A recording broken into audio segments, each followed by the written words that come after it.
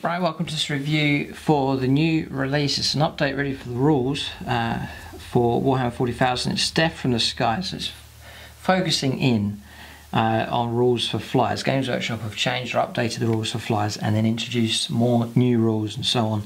It's quite a big book here, so we'll get a review on this one. It's going to be an interesting review. I'm going to give you my unique sort of take on the book, and you can leave your comments and feedback on that. So I've got mine from gamingfigures.com. They do Games Workshop at 15% off. Then if your order comes to over £100, they give you an extra 5% off on top of that. And then in the UK, if your order comes to over £40, they give you free postage and packaging as well. So check out gamingfigures.com for that. That just means you can get your Games Workshop stuff and they give you a discount. It just means you save a bit more money when you're collecting your different stuff. And it's not just Games Workshop, they do a whole lot of other different gaming systems and so on. Right, so I'll review the book here. Now, Warhammer 40,000 is a complicated game to play. I get comments from people who are trying to start the game, and often the impression I get is they just don't know where to start. It seems so complicated. So initially, when this book came out, I was like, oh no, what's going on? You know, our rule book's just got that much thicker. There's however many pages here, 150 odd pages of extra rules and so on. So, but it doesn't seem to be too bad. We'll get into it here as we go along, but you'll see a lot of it, sort of its pictures and so on. And some of the ideas they come up with are quite cool, and I'm going to give you my position as to how it's going to affect the new games of 40k coming out. So we'll get stuck into it here. It's Death from the Skies, and then some new releases have come out with it. Got the new Space Marine Flyer here, and then the New York bomber attack aircraft as well has come out. So what they've done is all rules for flyers now, including all the data sheets and so on, even if they're in current codexes, they're all in here now. So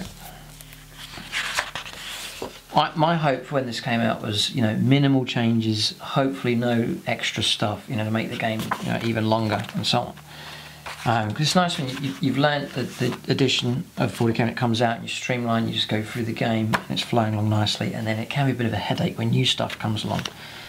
There is that time of change. So I did have quite a negative view of this, but I've been looking through the book. It's not too bad, but again, I think there's going to be a lot of comments on the video here. Because this is an important release for Warhammer 40,000. So, new artwork here, some of the pictures featuring the new flyers, new artwork here and so on. Here, just telling you about the different way each of the factions uses flyers and different formations they fly and the names of different flights and so on. Nice artwork and stuff coming out. And then for the Necrons, the Orcs, whose flyers aren't particularly amazing. Tau here. Right, so nice feature here, different colour schemes Games Workshop have included, just to help give you some inspiration. To be honest, do hardly ever follow these, but they can help you out, especially when you're trying to paint up with a faction. You're thinking, oh, how do I paint it for Crimson Fist? And then it gives you like the correct coordination and so on. Where things go, here's the Imperial Fists, more Imperial Fist stuff here. So it's interesting enough. Flyers here, Blood Angels, Grey Knights, Dark Angels, Space Wolves, Eldar. Nice colour schemes. There, some nice ones here for the Dark Eldar as well. Necrons have got their own flyers as well, and then Orcs, quite bizarre ones. That one looks nice, the blue. That one looks quite good. I do like this one here as well, the flames. It's nice for the Orcs. Well, even more here, strange camo patterns, all goth colour schemes. Okay, then the Tau. There's a hexagram colour scheme there. Just get some nice stencil work going on. That's a nice colour scheme, that one. That one is nice. There. Okay, it's just some inspiration there. It already looked part of the way through the books, nothing to worry about there. On the Wings of War, so just a showcase of all the different flyers. I mean, just say the move to bring flyers into regular Games of 40k, I think it's just excellent. It's been a brilliant move from Games Workshop. I love the idea of flyers zooming across the table and dropping bombs and giving ground support and so on. So realistic, it just fits in really nice. I think it's been a great move. Yeah, that flattened image of 40k, everything's on the ground, but now you've got flyers you know, looming above the table and swooping monstrous creatures. It's just brilliant. I don't think flyers have... Yeah, the temptation was, you know, Games Workshop should bring out flyers, and flyers are the best, they kill everything and they're so good, but that hasn't really been the case. Flyers have been introduced and they're quite balanced, really. But again, that's something else. Has this made flyers that much more better? We'll have to see. Just an aerial view here. This is featuring the new flyers. I'm planning to get one or two of these. Not so sure about this one. We'll check out the rules for those. But they do look cool. And it makes sense. You know, there's formations Games Workshop talk about in here. It makes sense to do that. You know, you get formations and combinations in the other unit types and so on. So I mean, this was pending. This was due to come. I think it's a good idea to have it in Games of 40k. So nice photograph, that one. Okay, so the angle that I'm coming from is I want to bring as little disruption to a regular Games of 40k. So, but is that an option or not? Do you have to have these new rules in? Do you have to have this book? Because now you've got to buy the rule book, and really you have to have this as well in order to play a proper game of Warhammer 40,000. It also means, interestingly, I can't see 8th edition coming out for at least a year. Now, that's my prediction, could be wrong. I hope I'm right, because I do like 7th edition. And I can't see why they would bring out this publication and then bring out 8th, which would then make this new book void, because all the new rules will just be in the new 8th edition. So that's my take, probably about a year, I would imagine. Maybe longer. I mean, Games Workshop made loads of work and effort in getting all these codexes updated and looking really good. And then, would a new set of rules make them all void? It'd be difficult. It's difficult when they transition over. And I really hope they don't do an Age of Sigmar to Warhammer 40,000. It would be a disastrous mistake if they did it. Just whilst we're on that subject, my opinion is, as far as a new edition of Warhammer 40,000 is, I think a massive change would be a disaster. But just do similar from the way it went from 6th to 7th, which was, you know, 80% of it was pretty much the same, and then they introduced some new stuff, but it was okay, and we just transitioned over. I thought it was alright. But if they do a massive, you know, from the old edition of Warhammer and then went to Age of Sigmar and it just caused chaos. And I think they lost a lot of followers for Warhammer, which is a shame, and annoyed a lot of people. And I think it was a very stupid move. That's just my take. But for this, for Warhammer 40,000, I think if they change maybe 10% of the rules, between 10 and 20% of a change, so it's not too much of a disruption for those who are in 7th, so that we all just transition over to the new rules, no problem. And then it's not destroying, which I think 7th edition is really good. I love the game of Warhammer 40,000. I think the rules are great. You learn the rules and they just flow nicely. There's great aspects to it. But then something else that Games Workshop I think could do, and that is to try and, when they do these changes, not make it more complicated, but seriously try and think of ways just to speed up the game just that little bit more, just to speed up the game by 5-10% of little things that they can drop. And it's tough to do that, but just to think of things that they can streamline and just make easier, and it speeds the game up that much more.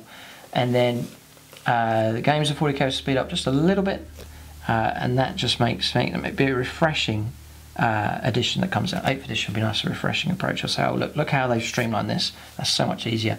but doing it in a way where you don't lose out the depth that makes 40k so cool. If they simplify it and make it silly, I think it'll be tragic. But anyway, the new rules for flyers here. So it says here, Burning Skies provides updated rules for flyers in games of 40k. These rules expand upon those from the rulebook, allowing you to use special attack patterns, that's a new introduction, to take part in vicious dog fights, to field ace pilots, and to fight thrilling air war missions. This first section of the Burning Skies rules presents the expanded rules for flyers, which replace those from Warhammer 40,000 rules. So, I mean, that's part of the answer there. These rules here, it's not you may choose to use them. They do replace the rules for flyers in games of Warhammer 40,000. Now, it seems to be these 2 pages. This is just your general rules for flyers. Now, I'm going to cover the other sections later on, but this here, what you read here, is your replacement for what you have in the Warhammer 40,000 rulebook. So I'd be interested to see what stayed the same and what has changed, and is it a real mess up? Have they really changed loads of stuff, or is it generally the same? I hope it is. So, flyer characteristics. Flyers have 3 additional characteristics not used by other vehicles: combat roll, pursuit, and agility. So, sounds simple enough. There are 3 combat rolls. Attack flyers, designed to attack ground targets from low altitude with their guns and missiles. So they're designed for sort of low flying runs, and they take out ground targets. Bombers are designed to saturate ground targets with bombs and explosive munitions. Sounds fine. And then fighters, they're designed, you can imagine them flying way, way above the battle in the sky. They're fighting against enemy flyers, shooting them down before they can carry out their mission. Sounds okay. Right, pursuit. All flyers have a pursuit value which represents their acceleration and top speed. This is represented by a number. The higher, the better. So when you come to stats later on, you'll see that they have agility in there next to the flyer, and also pursuit value. All flyers have an agility value that represents how manoeuvrable they are. This is represented by a number. The higher, the better. Okay, so sounds okay. Air targets and ground targets. Some rules refer to air or ground targets. For these rules, flyers, skimmers, jet bikes, flying monstrous creatures, and flying gargantuan creatures are air targets. So I think it's pretty much the same. All other types are ground targets. So, okay. Flyers and measuring. Flyers have bases that suspend them above the battlefield. However, distances are measured to and from the flyer's hull, with the exception of the vehicle's weapons and fire points, which all work as normal. The base of the flyer is effectively ignored. So that might be slightly different. I mean, I usually, when I move a flyer, I measure from the base, because you can get the tape measure down on the ground, and you can move the base along the ground and follow the tape measure. It's quite a good way, a fair way, and an accurate way of moving the flyer. But when you have to measure from the hull, if you're way up, you've got to measure from the tip. That makes it a bit more awkward. So we're probably still going to measure from the hull for movement. Don't think it's not too much to worry about. Exceptions: if the flyer is in close combat, in which case models may move into contact with its hull, its base, or both. It's fine. Models embark or disembark from the flyer, in which case the base of the flyer is used as an access point. Totally fine. Right, next is air superiority. If one player has flyers in reserve at the end of the dogfight phase, then they are said to have air superiority. A player with air superiority can choose to add or subtract 1 from reserve rolls, and their opponent must subtract 1 from all of their reserve rolls. So, if I don't give too much away here, but talking about the dogfight phase, if you're using that, then there's that bonus there for reserves. Right, next is flyers and other models. Models that fit physically under a flyer. Model can move beneath it. Likewise, a flyer can end its move over such models. However, when moving this way, enemy models must still remain 1 inch away from the base of the flyer, and the flyer cannot end its move with its base within 1 inch of enemy models. So I think that's pretty much the same. Aerial support. Flyers must begin the game as reserves. Special rules that allow an owning player to move 1 or more of their units out of reserves after deployment before the game begins cannot be used to move a flyer out of reserves, unless they specifically state that flyers can start the game. So just clarifying that, so that's fine. Evade. If a flyer comes under fire, the pilot can throw their craft into a series of evasive manoeuvres so they get jink. So that's fine. When a unit with any models with the Jink special rule is selected as a target for a shooting attack, you may declare that it will jink. So that's the point when you say I'm going to jink. A decision must be made before any to hit rolls have been made.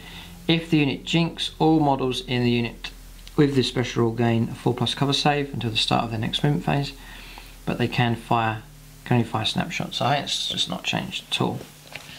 So, so what I'm saying here is like, you have a big book come through and you think, oh no, it's all changed, you've got to relearn the whole thing. But really, the core rules here, there's not many changes. If I miss any, then by all means leave it in the comments, but pretty much staying the same here. Zoom. Flyers can usually only make a special kind of move called zoom. Some can also hover, like Storm Raven gunships, for example. See, opposite. Zooming allows the flyer to move at fantastic speeds, making it very difficult to shoot down, but limits its manoeuvrability. If a flyer zooms, it can move up to 36. However, as a certain amount of forward thrust is required for the vehicle to stay in the air, a zooming flyer can never voluntarily move less than 18 in its movement phase. So again, it stayed the same. If a zooming flyer is forced to move less than 18, it's automatically wrecked as described in the rules. To represent its limited manoeuvrability, a zooming flyer can only make a single pivot on the spot of up to 90 degrees before it moves. It's the same, therefore it must move directly forwards in a straight line. In a turn in which a flyer enters the board from reserve, it can do so facing any direction you wish, providing that the resulting move will not carry it off the board again. A zooming flyer can move over intervening units and impassable terrain exactly as a skimmer. In addition, a zooming flyer does not have to take dangerous terrain tests, even if it starts over difficult, dangerous or impassable terrain. Finally, unless otherwise stated, models cannot embark upon or voluntarily disembark from a zooming flyer. So, I was reading through this and I thought, this is good, they've pretty much kept it as it was. Break turns. A zooming flyer can attempt to make a second turn. So this is a new rule here. I think it's quite cool. It's easy to remember. So you can attempt a second turn whilst you're zooming. At any point during its move, including just after making its initial 90-degree turn. So this will help keep flyers on the board a bit easier as well. It really will help their manoeuvrability. This is called a break turn. To do so, move the flyer to the position where it will attempt the break turn and roll a dice. If the roll is equal to or less than the agility, remember it's saying that the higher the agility the better it is, so here's your roll. So say your agility is 4, which I think is pretty good. If you roll 4, 3, 2 or 1, then you pass the test, you may make the break turn, your other 90-degree turn. And then you can carry on with its move. On any other roll, the turn fails and it will only carry on in a straight line. So, can't see any problem with that at all. Zoom, tank shock and ramming. Zooming flyers cannot tank shock or ram, nor can they be tank shocked or rammed. If a ramming vehicle would end up underneath a zooming flyer, move the ramming vehicle by the shortest distance that is 1 inch away from the base of the flyer. Zooming and shooting. Flyers have sophisticated targeting systems. Zooming flyers can fire up to 4 of their weapons in the shooting phase. So, that's fine. No change there. So now, fighter skyfire mode. And this is where I got a question on this one. So, value your feedback. Zooming flyers with a fighter combat role can choose whether or not to enter skyfire mode at the start of each shooting phase. If they do so, all models they fire that phase are treated as having skyfire. Flyers with the fighter combat role suffer a -1 penalty to the ballistic skill on their characteristic profile when targeting ground targets. So, this is new. If you're a fighter, then you're designed to take out other flyers. If you shoot at ground targets, it's -1 ballistic skill. I suppose so.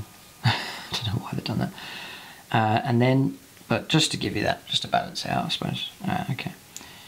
So I think it's not so that, otherwise people are going to make fighters just they're the best and take them all around. You know, they're brilliant at taking out air targets, brilliant for ground, and what's the point in taking the others? Well, here you do get a minus if you're going to try and use the fighter to fire at ground targets.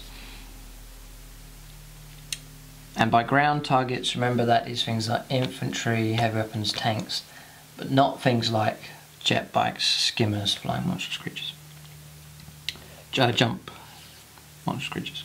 Or flying monstrous creatures that are not in the zooming mode. But this is the question I got. So if a fighter can choose to have skyfire, what about the other flyers? The bombers and the attack flyers. So I take it from this that bombers and attack flyers don't get skyfire. So therefore, they're only going to be allowed to fire snapshots at fighters and other flyers. Now, I don't know about this. I mean, if that is the case, I could be wrong here, leave it in the comments. This is a major shake-up here. So say you've got a Storm Raven gunship, it is an attack flyer, and there is a Dark Elder fighter jet on the table. You can't choose to go into Skyfire with that because it's an attack flyer, it's not a fighter. Therefore, you can only fire snapshots at that flyer. Is that the case? If so, that's major. That boosts jet fighters, or fighters. It just makes them really hard to get rid of. And some factions are going to find it very, very hard taking them out. You know, if they don't have access to fighters, there could be real trouble there. So, but clarify that. If you know for sure what the rules are on that one, I think I've got it right, but see what you think of that. Zooming flyers are incredibly difficult targets for troops without suitable calibrated weapons and scopes.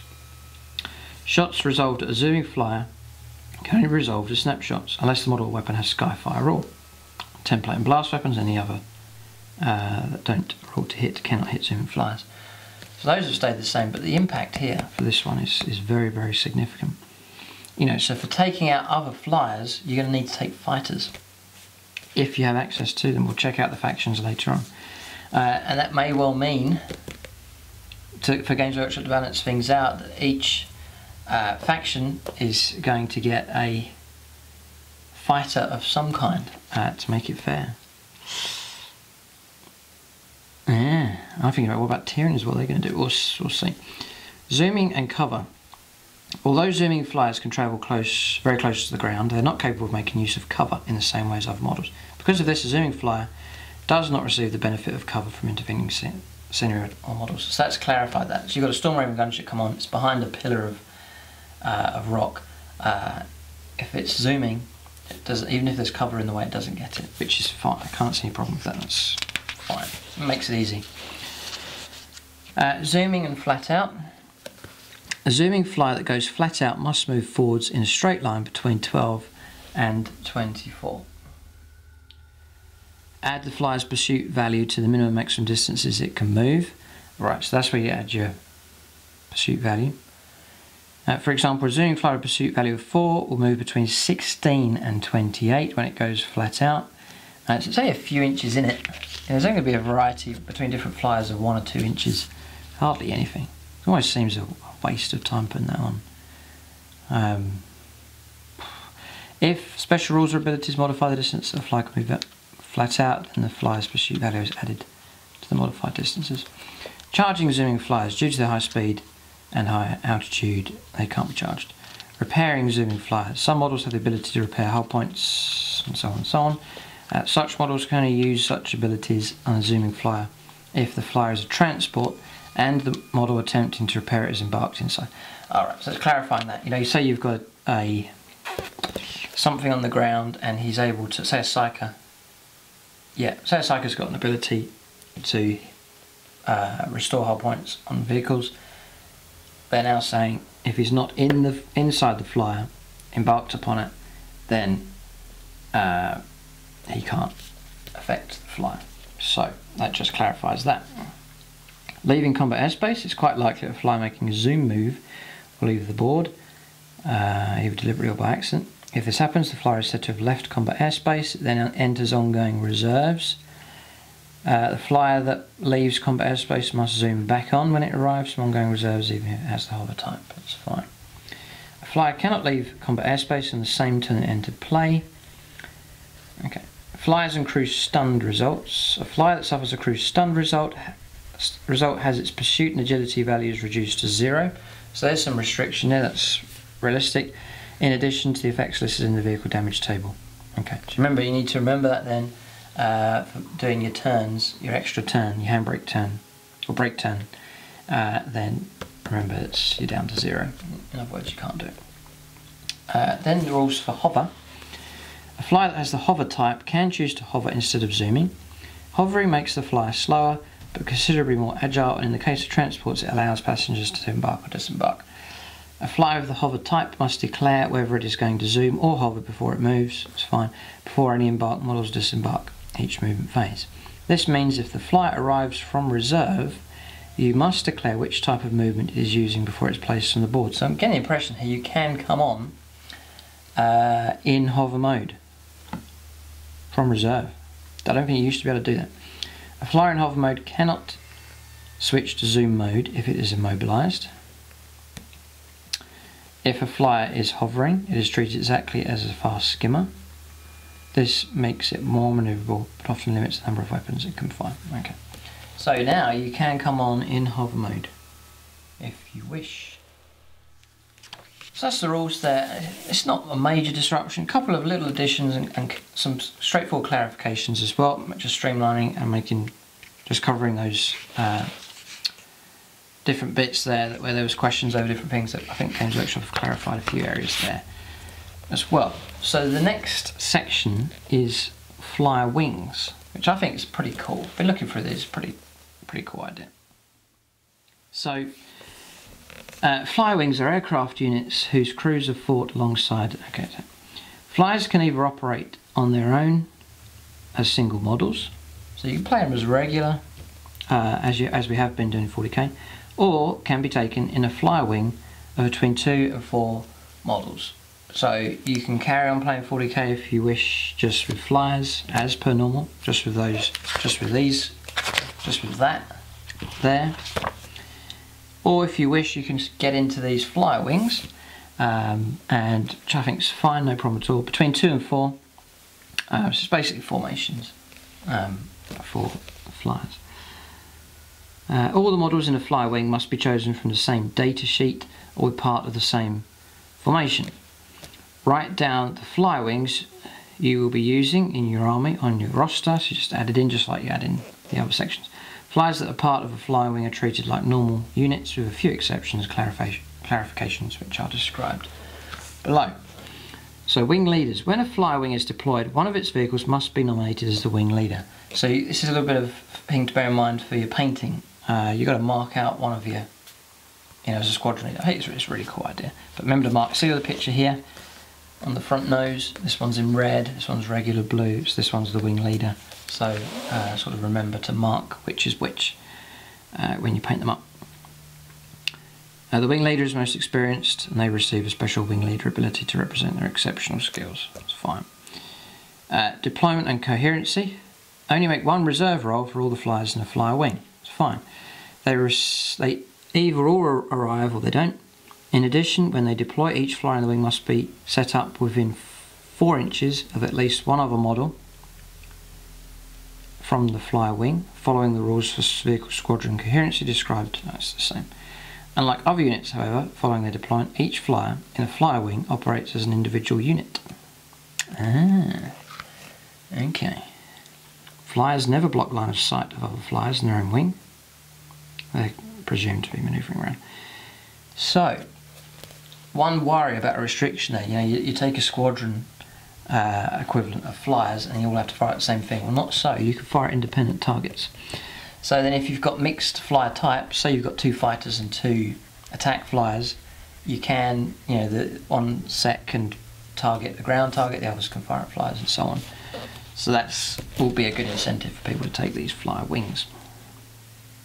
I have an interest in this because there is one faction, details are going to come out soon, but there is one faction that I'm planning to theme quite heavily on air support, and this will fit in just perfectly with this book and these extra options, but details about that in the future. So attack patterns. Although the flyers in the flyer wing operate independently and do not have to maintain unit coherency. So okay, this is so do not have to maintain unit coherency.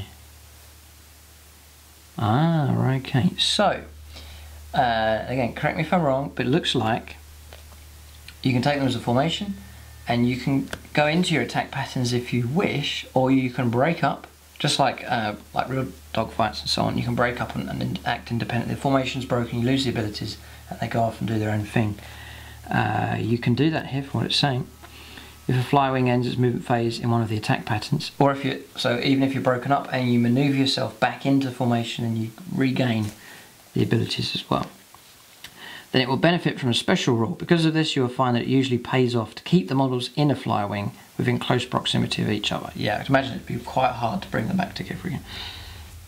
Each attack pattern has a pattern diagram, which we'll look at later on, that shows how many flyers must currently be in the fly wing in order for it to use the pattern, and how the models in the fly wing must deploy or finish a move in order to be in the attack pattern. The special rule that applies is described with the attack pattern. Note that a flyer's combat roll affects the special rules it receives. Yeah, so you'll see here, you adopt this formation, and then that's the bonus for attack flyer, that's the bonus for bomber, that's the bonus for fighter.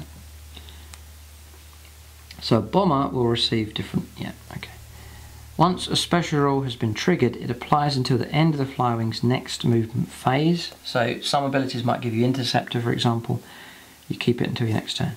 Even if its models subsequently end up out of pattern, or if any of the models in the fly wing are destroyed. So that's going to stop your opponent from saying, if I just take out that end fly, it destroys his formation. No, you still get it to the start of your next turn. Should the flyers be positioned in such a way as to be eligible for 2 or more attack patterns, you must declare which one it will use. No problem at all. So the first one is vigilance. So say you've only got 2 flyers in your army, you don't plan on getting loads of flyers because of the way your list is. Well, you can just say, I'm going to take vigilance attack pattern, and that's totally fine. That's the formation there, so at an angle, and it has to be between 2 and 6 inches in between the hull of the vehicles, and it's showing here it's from the tip of the hull to the tip of a weapon here, just to clarify that. So this is a common one here, and one you could easily reform, in the middle of a game, but you have to take that formation, come on the table as that formation. You can't have 2 random flyers and say, oh, now I'm going to join up and form a vigilance attack pattern. Just read this top bit. A vigilance attack pattern is a dedicated escort grouping. It allows the lead aircraft to concentrate upon attacking the enemy, whilst their escort, the vigilant, makes sure they are warned of any enemy attacks. A flyer wing must have 2 models to adopt a vigilance pattern. The flyers must be in the pattern shown in the diagram below. Both must be facing in the same direction. So you've got to do it exactly as you see it in the diagram. So if you do that, now this is interesting.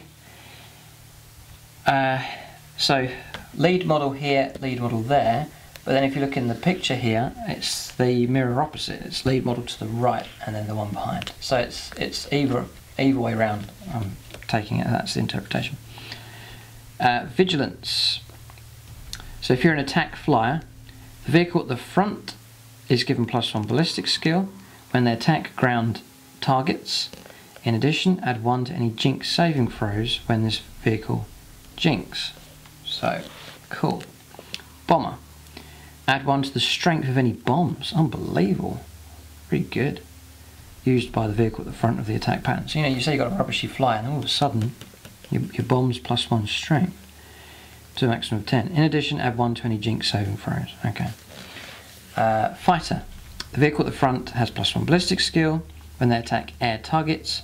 In addition, add 1 to any jinx saving throws when this vehicle jinx. So just a couple of little bonuses there, pretty good if you take the vigilance attack pattern. So you may as well take that there, and I believe you take that as a, we'll come to it later on, but that may well free up those 2 fast attack slots so you can add other stuff to your army.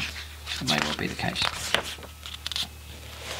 40k has got to a stage now with all the different formations you can take and unique force organisations. There's that ability to really personalise and make armies unique with all these different combinations. This the old way of just minimum 2 troops. You can take no more than 3 elites and so on. That's all been. There's so many ways around that now with the new structure of the codexes. I think it's cool. I think it's a good move. It takes a while to get your head around it. It can be quite complicated at times. So the next one is Vehement's attack pattern. I can imagine you gradually learn these off by heart if you get used to using them for a while.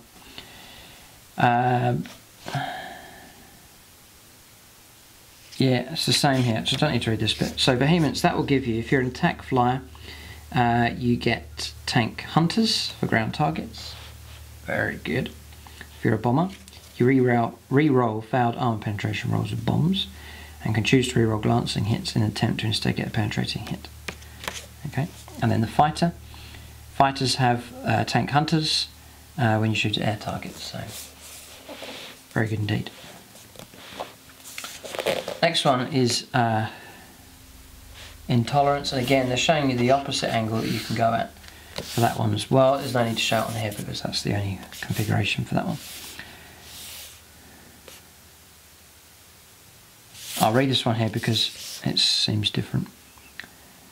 The wing leader in an Intolerance attack pattern can pinpoint enemy positions and flight patterns, allowing the group to strike in such a way that the benefits of any cover or evasive manoeuvres are negated. Bombers and attack flyers use this pattern to winkle out dug-in enemy ground troops,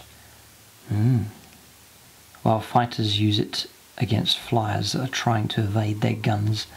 A flyer wing must have 3 models in order to adopt, and the flyers, the formation, the pattern, and the flyers must be in the pattern shown below. That's fine, okay. So attack flyers, try and take out ground targets. Weapons have ignores cover. Whoa. As long as you're a ground target. So I believe if you're a wave serpent, skimmer, or a jet bike, so you're not going to get it. It's ground targets only, I believe. Bombers used by bombers have ignores cover. Wow. And then weapons used by fighters have ignores cover as well. So your opponent with his jet fighters you're going to ignore his jinx, which is pretty good. Pretty good. Next one, Unmerciful attack pattern.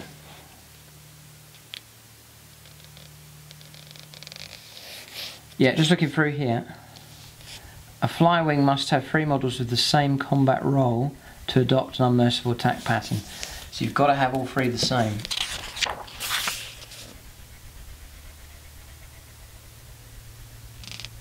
Don't think it accounts here. Yeah. A fly wing must have 3 models to adopt Intolerance. Yeah, but this one is saying you must have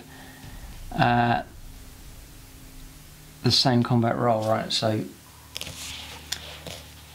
you can't mix up your unit types. Attack flyers double their pursuit value when they move flat out. It's nothing major. In addition, they can make a shooting attack with up to 4 weapons when they have moved flat out, right? So it's good. If they do so, all of the flyers must target the same enemy unit, which must be a ground target. The second flyer adds +1 to his ballistic skill, the third adds 2. That's it. So, that's okay. It's helpful for orcs. You know, terrible ballistic skill, all of a sudden. Orcs are pretty good. Now, yeah, okay, I was just wondering, you know, you make your shooting attacks, and then you get extra attacks if you go flat out, but in order to go flat out, you haven't shot in the shooting phase. So that's the answer to that one. Bombers double their pursuit value. In addition, they can make a bombing run whilst making a flat out move, as long as they did not drop bombs in the previous movement phase. If they do so, all the flyers must target a model from the same enemy unit. So like if you're really going after something, say there's some Imperial Knight or something, you want to just hammer it, this is a good formation.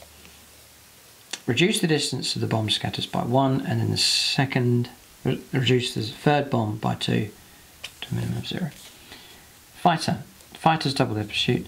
In addition, they can make a shooting attack of up to 4 weapons when they've moved flat out. If they do so, all of the flyers must target the same enemy unit, which must be an air target. The second flyer, same rules, +1 ballistic skill, and the third one is +2. Right, next one is Indomitable attack pattern, either that angle or that angle. So any universal rules for whatever combat role the flyer has. So the vehicle at the front of the attack pattern receives the special rule it would usually receive for being in vigilance, +1 ballistic skill and +1 to jink, I believe. In addition, all models in the Flywing receive the special rules they would normally receive for being in a vehement attack pattern and an intolerance. In addition, all models in the Flywing receive special rules they would receive for being vehemence. So, tank hunters and ignores cover. It's utterly horrendous. Now just checking here. Adopt an ornamental pattern. A flying must have 4 models to adopt an ornamental pattern. Must be in the pattern shown. Right, so you don't have to have the same combat role for what I'm seeing here. So you could have two fighters to attack flyers in whatever combination. I think you can do that. Or 3 bombers and a fighter. I think you can do that. And then you can fire at different targets, like it says at the start. So you're looking at tank hunters ignores cover, and then the bonuses for the lead aircraft. Pretty amazing. You know, if this flies onto the table, you're going to put a bit of dread into your opponent, which is quite cool. It'd be good to have flyers, you know, the fear of flyers. A good idea. Right, there's more here. So the rules seem to really get boosted up when you're onto 4 flyers here. There's more to come. So omniscience attack pattern. So straight line all the way across. Start of any of your shooting phases, pick 1 enemy unit that is within line of sight of all the flyers in the wing. For the rest of the battle, the flyers in the wing have preferred enemy against that unit. And any other enemy units that use the same data sheet. So, for example, if you choose a Dakka jet, the flyers in this attack pattern will gain preferred enemy against that Dakka jet and all other Dakka jets for the rest of the battle. Right, okay, so there's a certain type of enemy unit you need to take out. You adopt this omniscience attack pattern. Okay, interesting one. I still think that one's pretty amazing. Next one is fortitude attack pattern. It sort of makes sense, you know. The flyers are different factions. They practice their formations and their abilities, and you know, they hone in their skills, and it's reflected in these abilities they get. Can't see any problem with it. All flyers in the Flywing have a 4+ invulnerable, so it means you're not going to have to do your jinking, and the it will not die special rule. In addition, all the weapons on the flyers have the interceptor special rule. So wow, you come on. You've had to come on first. You've made your reserve roll. Your opponent's flyers are still to come on. You think, oh, what am I going to do? He's got a chance now to try and take out my flyers when he comes on. You can say, right, I'm going to adopt fortitude attack pattern. You come on, you do your shooting attacks, but now you're prepared with interceptor and a 4+ invuln, and it will not die. You've toughened up significantly. So definitely major bonuses if you're running 4 flyers here. Excellent. So that's your options there for your different attack wings. Does look good. Okay, so now it gets interesting here. We have the dogfight phase. The dogfight phase takes place at the start of each game turn between flyers that are in reserve or ongoing reserve. So now, if you use a dogfight phase, you've got, before movement, you've got the dogfight phase. And this is the worry that I have, that now your game's going to get slowed down. So, this is probably the controversial part of the review here. Just reading this through. If only one player has reserves, flies in reserve, or neither player does, then a dogfight does not take place. It only happens when you've got flyers in reserve. I think this is represent, the battle's going on the ground and the flyers are up in the sky and they're fighting each other and so on. If both players have flyers in reserve, they can fight a dogfight if they wish to do so. And I think, I'm very glad that Games Workshop put that in, because that means that you can just say, right, we're going to play a game tonight, do you want to do dogfight rules? And then your opponent just says, no, we'll leave it out. And you're allowed, you know, it's a normal game of 40k, you're allowed to agree and then just to leave out that phase and just to play flyers as normal. I'm so glad the Games Workshop haven't made it a compulsory choice, or compulsory option. You have to play dogfight phase, 40k, turns change, dogfight phase, the movement phase.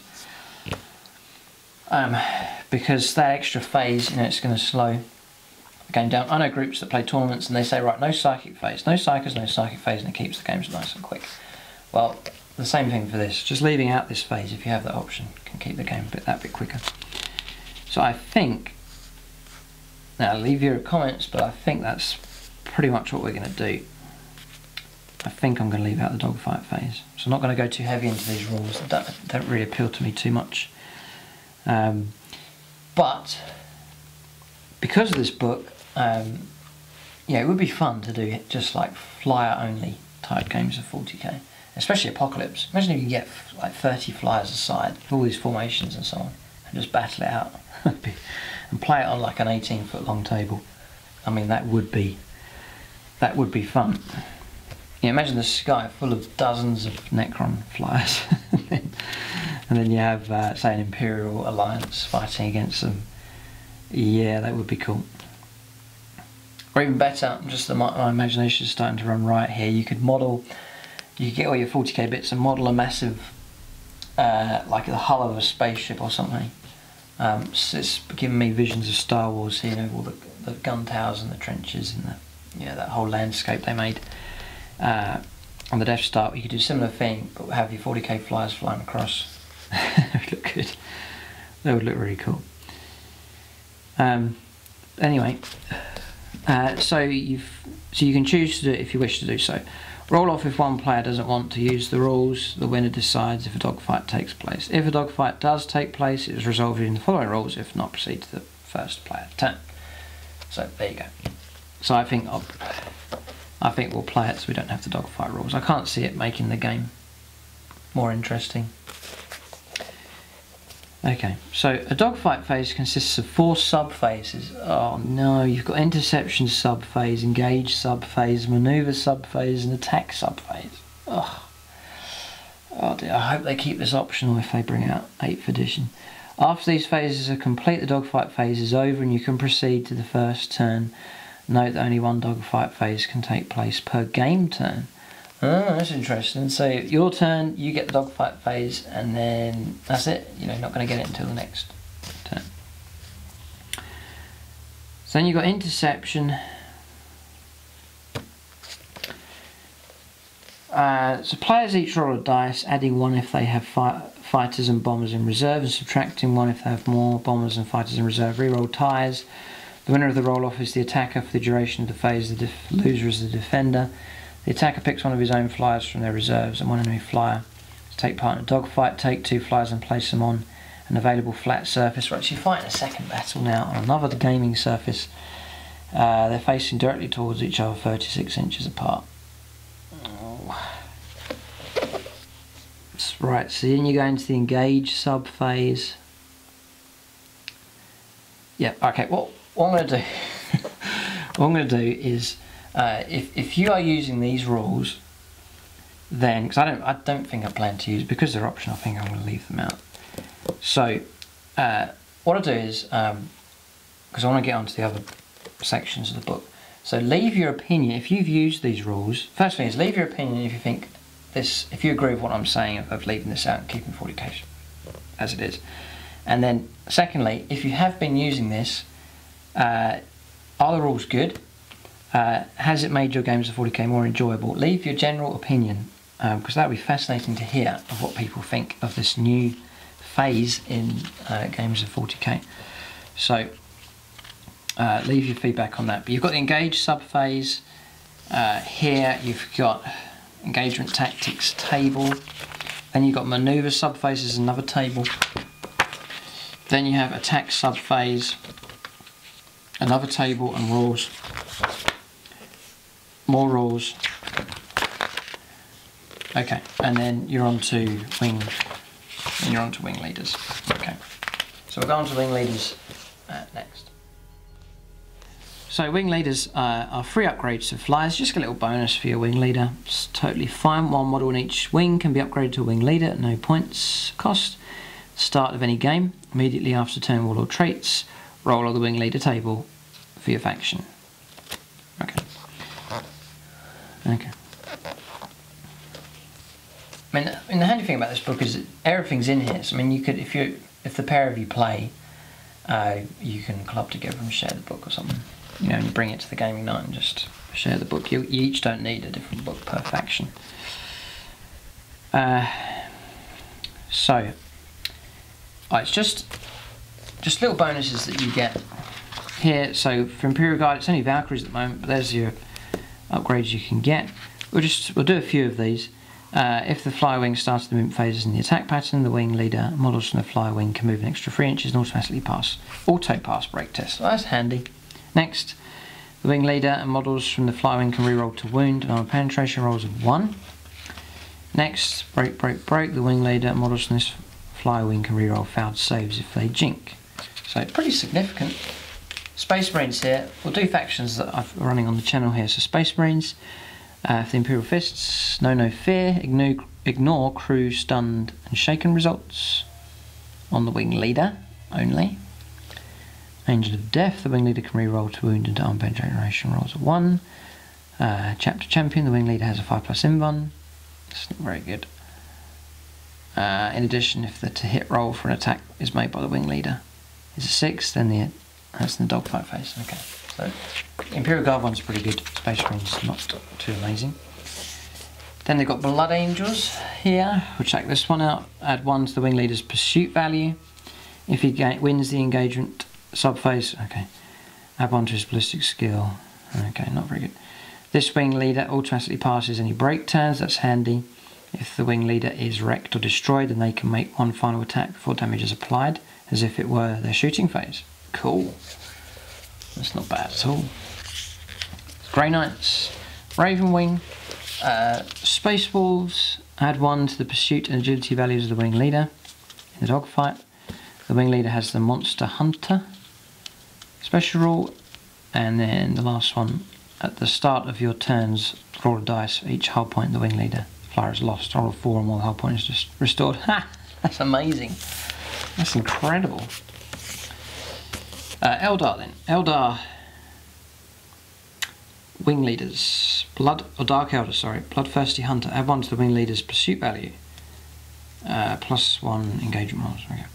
You can reroll 1 dice for the wing leader each turn. It's quite cool. Add 1 to this wing leader's ballistic skill if they attack before the other flies in their wing. Okay. Selfish leader. Cool. Eldar. Path of the Skylord, add 1 to the wing leader's agility and an additional 1 to the wing leader's agility during the dogfight phase. The wing leader has 5+ invuln, and then you can reroll to hit rolls of 1 if the wing leader and all other models in the fly wing. Wow, so if you've got Crimson Hunter Exarchs, 2s to hit and roll 1, you get a reroll. That's very good. Okay, then Necron. Offensive subroutines. Add 1 to the weapon skill, ballistic skill for 1 weapon in each shooting phase, which is pretty much they only have 1 weapon. Add 1 to the ballistic skill of all other flyers in the wing that are firing at the same weapon if the wing is in an attack pattern. That's pretty good. Then defensive subroutines. You can reroll 1 saving throw of this wing leader each turn. A saving throw. Yeah, which would be a jink. Jink is a cover save. You can reroll 1 saving throw for each other fly in the wing if it is an attack pattern. So, great incentive there to have your attack pattern there for Necrons. Living Craft. The wing leader has it won't die. So pretty good there for the Necrons, which is cool. Orcs. Mech Boss. Super Rangefinder. Add 6 to the range of all the weapons. Cool. Add 1 to the strength of all the weapons. Whoa. That's cool. So, super shooter strength 7. Wow. Mordecai, increase the number of shots made by the weapons on the boss's flyer by 1. So assault 1 becomes assault 2, or heavy 1 becomes heavy 2. This bonus cannot be applied to more than to one-use only weapons. Cool. So those are good for the orcs there, the mech boss at least. Then fly boss. Ablative armor plates. Add 2 to the armor values of the fly boss's fly until it suffers a glancing and penetrating hit. Wow. The rickety armor plates then fall off. The fly boss receives no further benefit. Next, extra shooty. Roll on the mech boss wing leader's table to see what you get. That's great. Blessings of Gork or Mork. Roll a dice each time the fly boss flyer loses a hull point. Roll a 5 or a 6, the hull point is not lost. Very good. So cool little things for wing leaders. Nice. Tau Empire. Long range sensors at the start of the wing leader's shooting phase. Pick an enemy unit within 36. Add 1 marker light counter to the unit. The marker light counter may only be used by the wing leader or other flyers from their wing. So lighting up the target, that's cool. Targeting scramblers. The wing leader has a 6+ invuln save. That's terrible. In addition, any models from the flyer wing within 12 get a 6+ invuln. That's awful. Improved data capture. The wing leader counts each marker light counter that they use as 2 marker light counters. Okay. Right. So quite helpful there for the Tau, not too impressive. Right, so then you're on to air war missions. They've actually included missions that are geared up towards heavy use of flyers.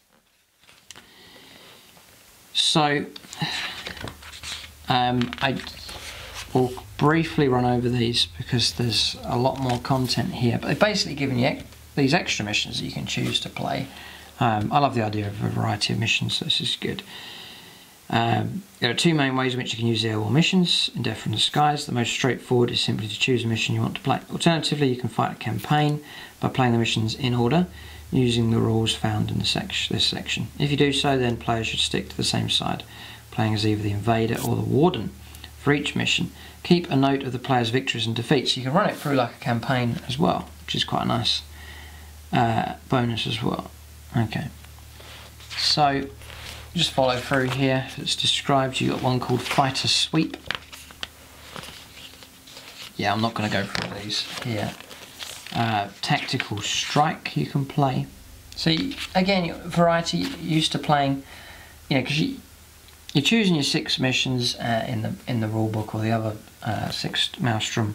And you play them over and over, and you think, oh, it would be nice to have a bit of variety. But now, if you've got a fair amount of flyers, you can really go for some different ones here, and even launch out on a campaign as well, which is great. Very, very good. Lightning Assault is another. So it'd be cool you bring all your different formations to the game. Try out different things. It's a good, maybe a good way to get used to the new flyer rules and formations and so on. Munitions Drop is another one. Right, next one's Aces High. There. Crashing Thunder is another one. Okay. Air War Campaign Chart. Okay, so then there's like knock-on effects from the campaign. Cool. So you actually got a whole campaign structure set up in here as well. So seems to be a lot of these releases coming out Games Workshop are doing. You get all these extra bonuses, which is just adds more depth to the books. Okay, Fighter Aces now. Okay, so I think this is attached to the campaign. If you've got flyers that survive from one game to the next, and they cause kills, then they become Fighter Aces, and then they get these bonuses. So just some extra rules from there. Okay. So the next part is Armadas of Destruction. So these are the stats for the flyers. I don't think they've really changed that much, so should be straightforward. So you can take an air superiority detachment.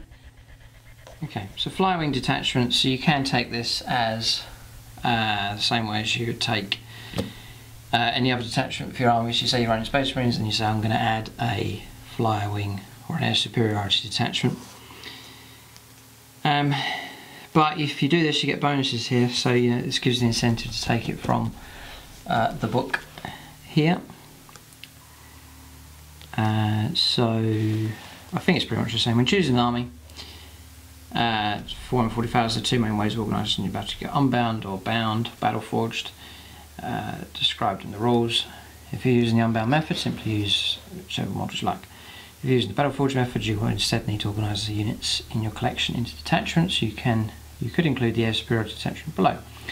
This is a fun process, isn't it? So right, the most common of these are the combined arms and allied detachments, and then plus all the other types of detachments depending on what codex you're using. Note that you can also include any of the formations presented in this section as part of a Battleforged army. So you can go down the route of taking a formation, so those are coming up later, or you can take an air superiority detachment. Okay, so I think you can't take them as both. You can't take an air superiority detachment, it is also a formation. I think, I'm not sure about that one. Leave that one, you know, if you see a formation here, can I take it as a air superiority detachment as well? I'm not so sure about that. All models must have the same faction. So, command benefits. Air commander. Pick a wing leader from this detachment to be its commander. If the commander is in reserve, you can reroll the dice in the interception subphase. Okay, if you have air superiority and the commander is in reserve, you can add or subtract 2 from reserve rolls rather than 1, and your opponent must subtract 2 from their reserve rolls. Quite a heavy result there. Quite significant. Combined formation. You can roll once for all of the wings in this detachment to see if they arrive from reserve. If the reserve roll is successful, they all arrive. If it fails, none of them do. You can roll individually for each wing if you prefer. Next, objectives secured. All transports from this detachment which can hover have objectives secured.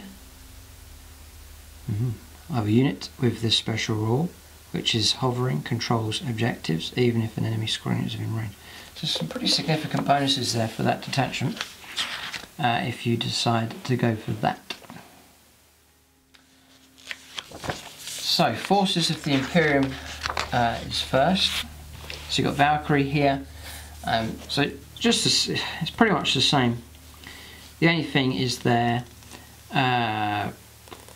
pursuit and agility. So pursuit of 1 is slow, and agility is 3, which I think is about average, not too bad. You've got your points and your upgrades just like you see it in the codex. And now its type is an attack fly. So it's for taking on ground, you know, low flying, taking on ground targets. Then you have the rules for your grav shoot insertion. You have your weapon extra rules there, that's fine.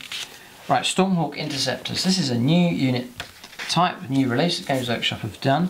I'm very interested in taking these for Imperial Fists to fight alongside the Stormtown gunships. I think it matches in very nice indeed. So yeah, I'm looking to change my Imperial Fist army around and working on a theme for them. I've got that sort of set up what I want to do, and I am interested in these for that army. Details really going to start coming up first on the Plus channel as that army changes. But Stormhawk Interceptors, so it's 125 points. Storm Talon is 110, so you're paying 15 points more. You get still the same as a Storm Talon gunship, except you're on front armor 12, which is pretty good for a flyer, very, very good. And crucially, it is a fighter, so this is your anti-flyer ability here, so that's even more important that I get these into the Imperial Fist list. Pursuit 3, agility 3, so pretty good. So it comes with twin linked assault cannon, nice. Las Talon, check out the rules for that.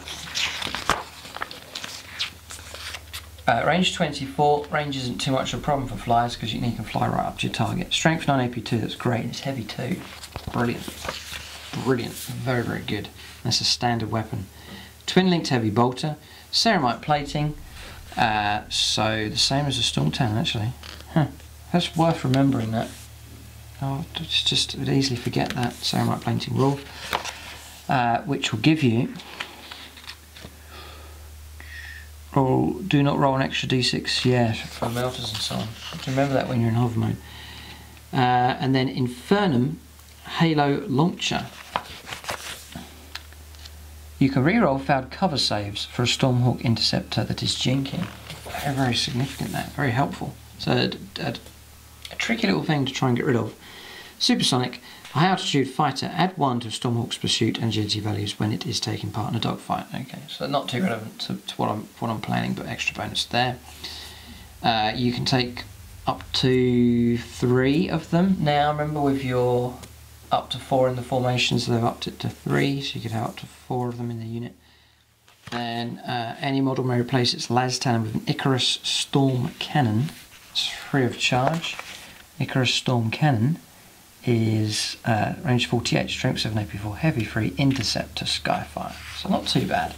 I do like the las cannon though. I do like that. That is good. But that's an option to have that in. Any model may replace its twin-linked heavy bolter with one of the following. Skyhammer missiles, only 5 points to get those free strength 7 shots.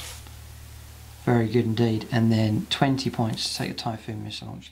You're going to get 2 shots at strength 8, AP3, and you've got that blast option, but I think the bargain there is the 5 points to the Skyhammer missile launcher. So it's not too expensive in points, but pretty good. It's decent flyer. Just the array of weaponry is just pretty impressive. So do like the idea of this guy. Really do like the idea of this guy. So I reckon I've got one already. May get a second.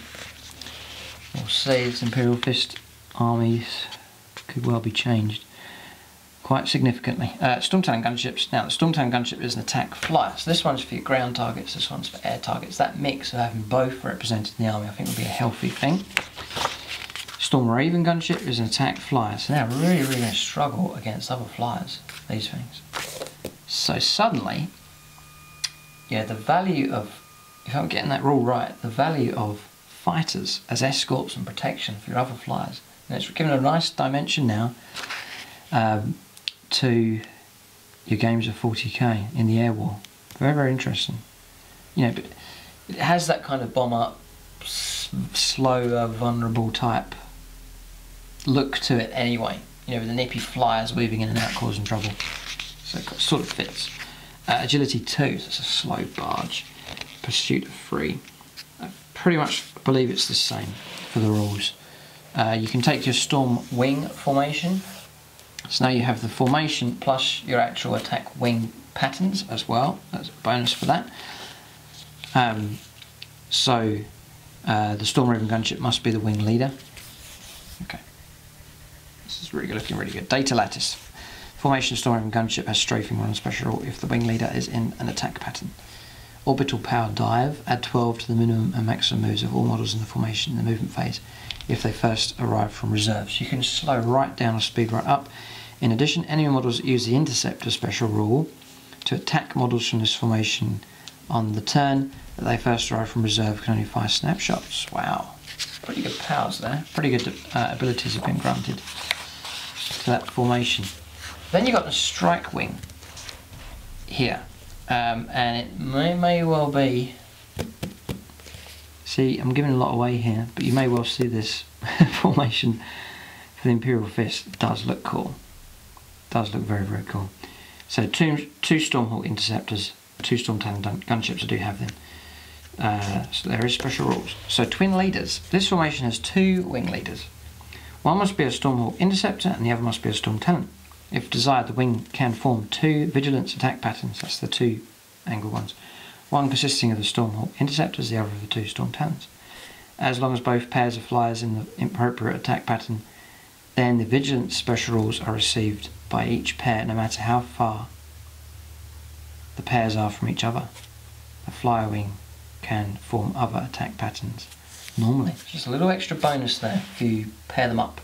There is an incentive and a bonus for doing that. So very interesting indeed. Just your rules there. Rules for your Skies of Fury, for your Storm Raven. Storm Raven rules for the Blood Angels. Remember, they've got their Storm Strike missiles. These have Storm Strike as well. Okay, right, so the missiles are the same by the looks of it. Pursuit and agility the same. So now, you know, Blood Angels, where's their fighter? This is what I'm saying here about some factions are going to feel this. It's going to hurt them. Rear grapples. Rear grapples. Oh, they all come with this, okay. A Storm Raven can transport a single dreadnought with its rear grapples. An embarked dreadnought suffers a strength 10 hit on its rear armour if it's wrecked, or a crash and burn. The hit is strength 4 if the Storm Raven is hovering. Pretty much the same. There, no problem at all. Next one is Grey Knights, and again, you know, you may well have to take, if you want fighters, you may well have to take allies. Now, you may well see, to balance this out, as I mentioned before, you know, releases coming out of some of the factions getting new fighters, especially fighters. I think Games Workshop may well release a few new ones with rules just to help out some of the factions that don't have them. So rules pretty much the same for that. So Ravenwing Dark Talons, an attack flyer here. The Dark Talon, 160 points. Here for this one, agility 3, pursuit 3, has hover mode, pretty good. Then the Nephilim Jet Fighter, this is a fighter here, so nice advantage here for the Dark Angels. And the, yeah, okay, so just the rules there for that one. So Dark Angels are a bit better off. There's a formation for them. It has to be 2 Nephilim Jet Fighters and a Dark Talon. The Dark Talon has to be the wing leader. This formation's wing leader receives a special rules for vigilance attack pattern if the wing is in any type of attack pattern, not just the vigilance attack pattern. The vigilance special rule is received in addition to the normal special rule for attack pattern. So you've got the options of the different ones for when they're free, strong, but you always get the vigilance special rules as well. It's handy enough. That's their rules. Right, on to Space Wolves next. So you're now on to the Storm Wolves. This is the transport vehicle here, 16 models, a big barge. It's pursuit 4, agility 1, so they're very slow. Well, not slow, but hard to manoeuvre. This one is an attack flyer. Now, next one is the Stormfang gunship. And I don't know how you feel about this, but the Games Workshop have put this down as a fighter. You know, it's a transport vehicle. It's able to hover, and it's agility of 1, and they've made it a fighter. And I don't know what you think of that, but I just don't think it matches.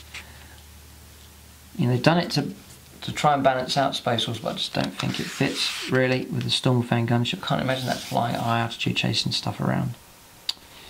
So, not sure about that one. Then you get an assault pack. It has to be 2 Storm Wolves and then 2 Storm Fangs. Hailstorm assault units that disembark from flyers in this wing have fleet, as long as the wing was in attack pattern when the unit disembarked. Ice Storm, if enemy units suffer unsafe wounds from any dispersed Hellfrost attacks made by 2 or more models from this wing, it is frozen until the start of your next turn. A frozen unit cannot voluntarily move in any way unless its weapons cover reduced to 1. You can actually freeze people in place. Quite cool. And your rules here, I don't think there's changes to that. Then you go on to Forces of Chaos. Difficult for Chaos, they've just got the Helldrake. So there's the Helldrake. It is an attack flyer. So I'm sure Chaos players will be really looking out for a fighter for Chaos. Would be good for them. Pursuit 2, agility 4. Nice. Okay, so there's that. And then Meteoric Descent. I'm not sure, it might be a new rule. Helldrakes have the Vector Strike special. Furthermore, hits caused by Helldrake's Vector Strike are resolved at strength 7. Okay. Next, Forces of the Xenos. So, Dark Eldar first. Razorwing Jet Fighter, it's obviously going to be a fighter. Pursuit 5, Agility 5, wow. So this is really helping out these factions here. And those new abilities. Okay, straightforward enough. Void Raven Bomber is a bomber. No problem. There's their formation. 2 of each. Close escort. One of the bombers has to be the wing leader.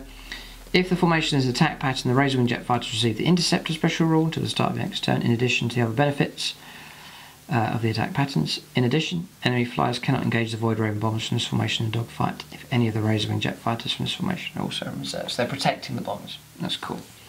Priority target. After deployment is complete, pick one enemy unit as the priority target for this formation. All flyers in this formation are preferred enemy when they attack the priority target.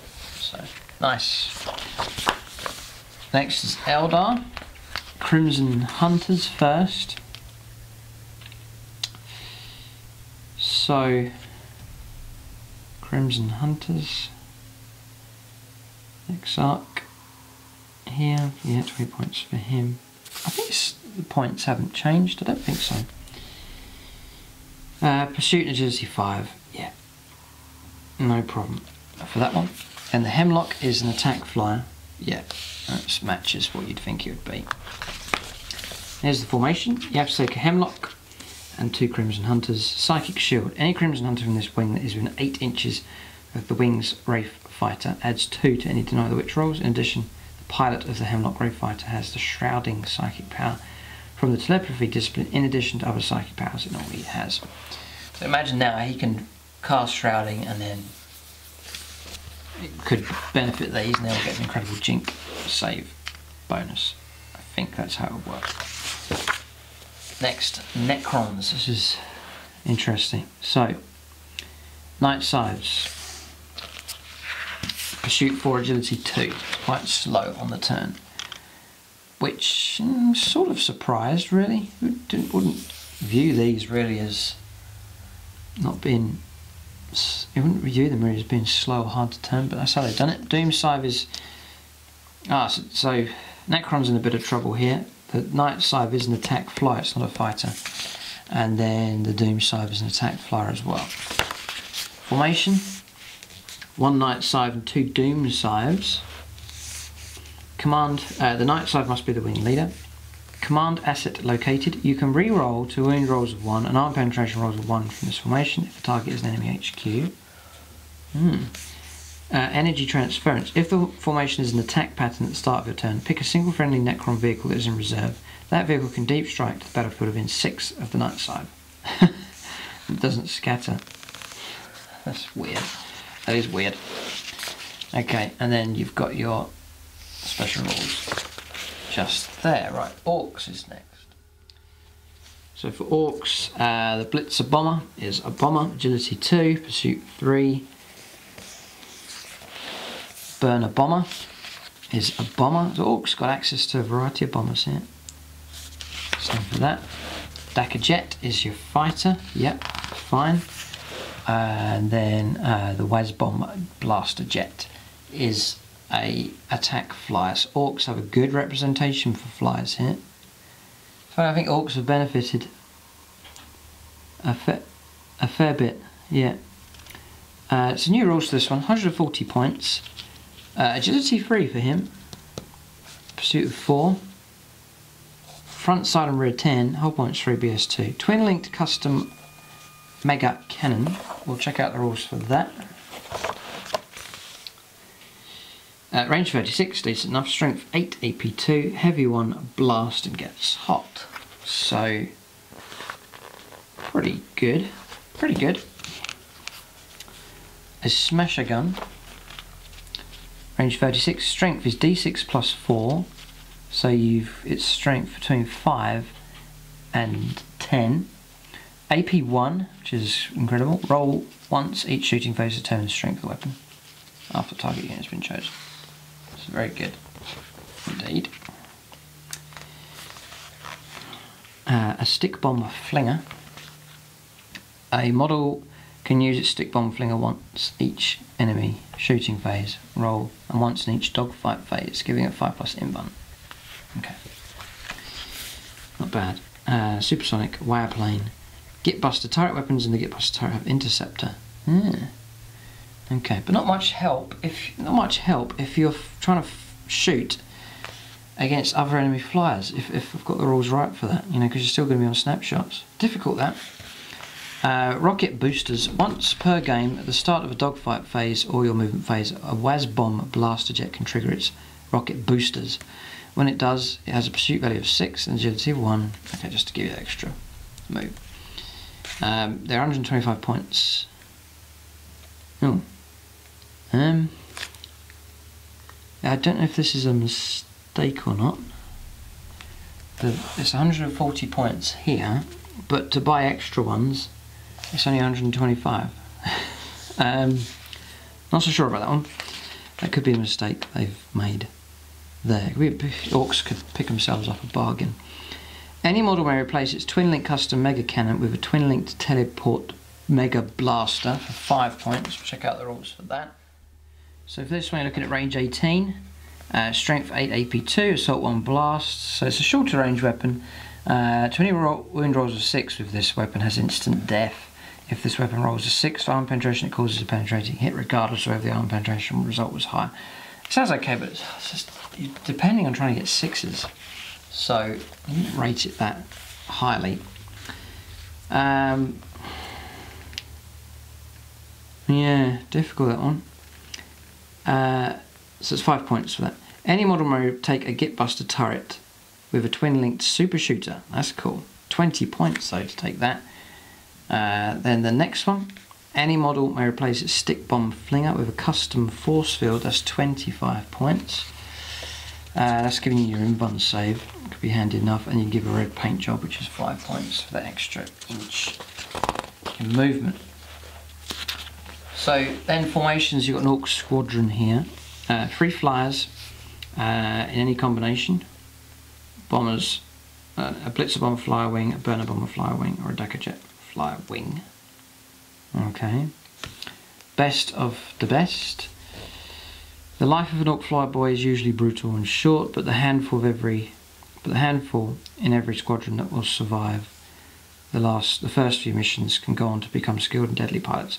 Before deployment takes place, pick one wing from this formation. All of the flyers in that wing have 1 added to their ballistic skill and agility values in their profile, and have their skilled rider special roll. Wow, very, very good for Orcs especially. The big wing.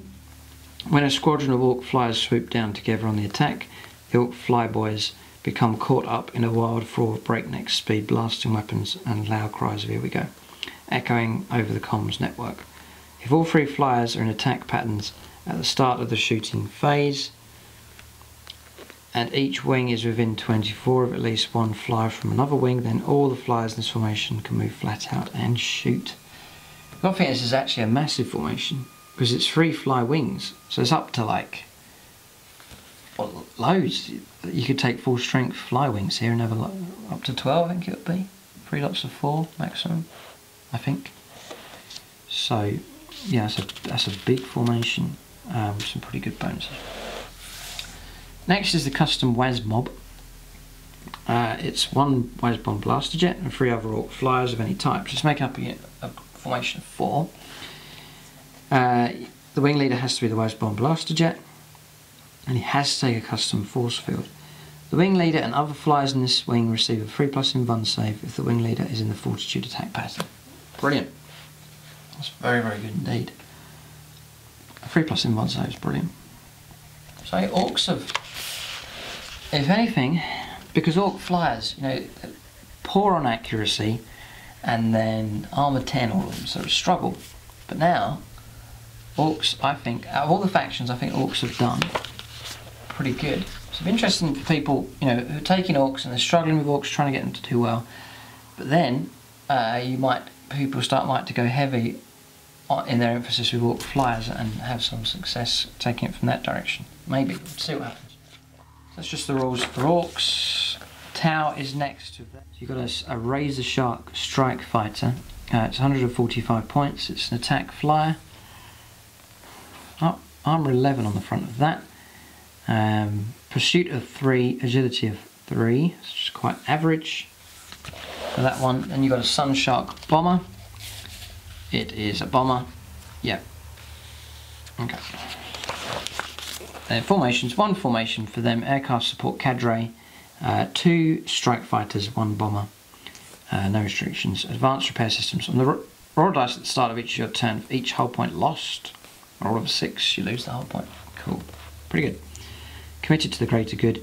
If the formation is in an attack pattern, Then the flyers in the formation receive the commitment to the greater good special rule until the start of your next turn, in addition to other benefits from the attack pattern. Roll dice if a crew shaken or crew stun result is inflicted on a model with this special rule. On a 2 to 6, the result is ignored and has no effect. Note that if the model lost any hull points as a result, these are deducted as normal.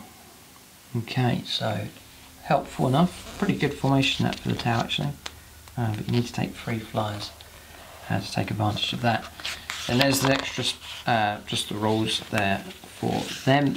Rules for marker lights are in here as well, and then the other upgrades and so on. A fair bit there added in for the Tau. And then what they've done is they've added in a reference sheet. So in the middle of the game, you just have this page open for your flyers, which is a good idea. Saves you flicking through the book, just saves a bit of time. Yeah, so that's handy enough to have that. Just a nice summary there, and it just shows that the rules for these attack patterns is straightforward enough that they are able to put it on just to one sheet of paper there as well. So what looks like, and this is what put me off, I got the book through for Game Figures, and then I saw the thickness of it and I was like, what on earth have they done? They've just made 40k, 25% more complicated. But having looked at it, really, you've just got your extra couple of pages of rules clarifications, a couple of little changes for rules for flyers in general, and then your attack wings and formations, no problem with that at all. It's all welcome stuff. Look forward to using them. And it helps me with the theme for the Imperial Fist Army that I'm doing. And the rest really is just all artwork and storyline. And then the dogfight phase is optional. So I may well decide just to leave that out, just to keep the games flowing, and I think you'll be happy enough playing games without it. And you are allowed to do that. If you both agree not to use it, then you don't have to worry about that dogfight phase. And I think that's the angle I'm going to take. Leave in the comment section of what you think of that idea. And as I mentioned before, if you enjoy the dogfight sub phase, then, or you don't, you think it's terrible, then leave your opinion there, because I haven't played a game yet using that phase, but if you have, then it'd be fascinating to hear your take on those extra rules. Leave your opinion about the whole book as well, what formations and so on, and what you plan maybe to do with your army to enhance it as well. But there it is, Death from the Skies. Pretty important release this for 40k.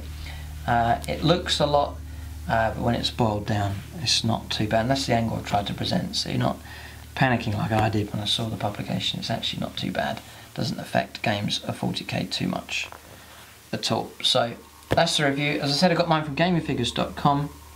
Check them out. They do Games Workshop stuff at a discounted rate. 15% off if your order comes to over £100. No, it's 15% off, and then if your order comes to over £100, you get an extra 5% off. And then if you're in the UK, you get free postage if your order comes to over £40 as well. So that's the review. Keep a lookout for these rules starting to be used in our games of 40k. But thanks for watching, and tune in next time.